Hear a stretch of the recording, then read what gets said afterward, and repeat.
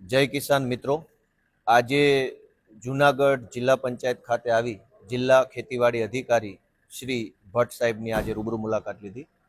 સમગ્ર જુનાગઢ જિલ્લામાં digital crop સર્વે એટલે કે ખેડૂતોએ પોતાના ખેતરમાં મગફળી એટલે કે માંડવી વાવી છે, એનું ટેકાના ભાવે રજીસ્ટ્રેશન કરાવેલ છે અને આ રજીસ્ટ્રેશન કરાવ્યા બાદ સરકાર તરફથી સેટેલાઇટ દ્વારા સર્વે કરી ખેડૂતોએ જે પાકનું રજીસ્ટ્રેશન કરાયું છે એ જ પાકનું વાવેતર કરેલ છે કે કેમ એનો એક ડિજિટલ ક્રોપ સર્વે થાય છે.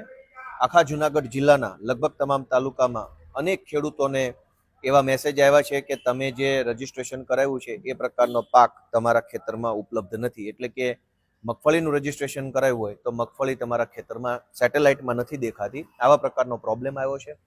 આખા જિલ્લાના ખેડૂતો વતી આજે જિલ્લા ખેતીવાડી અધિકારીશ્રીને મેં રજૂઆત કરી છે. ગાંધીનગરના પણ જે અધિકારીઓ છે એમને ફોન કર્યો છે. આ બાબતે એમના તરફથી એવું સૂચન આપવામાં આવ્યું છે કે જે ગ્રામ સેવકો છે ગામડાના, એને સૂચના સરકારી તંત્ર તરફથી આપી છે કે જે ખેડૂતોને ટેકાના ભાવના રજીસ્ટ્રેશનમાં સેટેલાઇટ સર્વેમાં મેસેજ આવ્યા છે એ તમામ ખેડૂતો વતી એક અરજી આપી અને ગ્રામ સેવકને આપવાથી ગ્રામ સેવક છે એ સ્થળ ઉપર જઈને, ખેતર ઉપર જઈને ગામ દીઠ જે ખેડૂતોના પ્રશ્ન આવ્યો છે એનું નિરાકરણ આવનારા 2-3 દિવસમાં કરી નાખશે.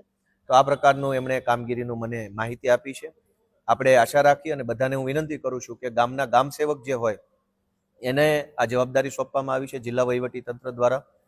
ગામ સેવકોને એક લેખિતમાં સામાન્ય સિમ્પલ અરજી આપવાની રહેશે કે આવા પ્રકારનો ફેરફાર અમારા ખાતામાં બતાવે છે, આવો મેસેજ બતાવે છે, તો એ આધારે ગ્રામ સેવક રૂબરૂ જઈ અને કરી શકશે. આ સિવાય ખેડૂતો પોતે પણ કરી શકે એ માટેની એક એપ્લિકેશન છે. જેમની પાસે એન્ડ્રોઈડ મોબાઈલ હોય અને ઇન્ટરનેટ આવતું હોય અને જેમને ફાવતું હોય એ લોકો પોતે પણ કરી શકે છે.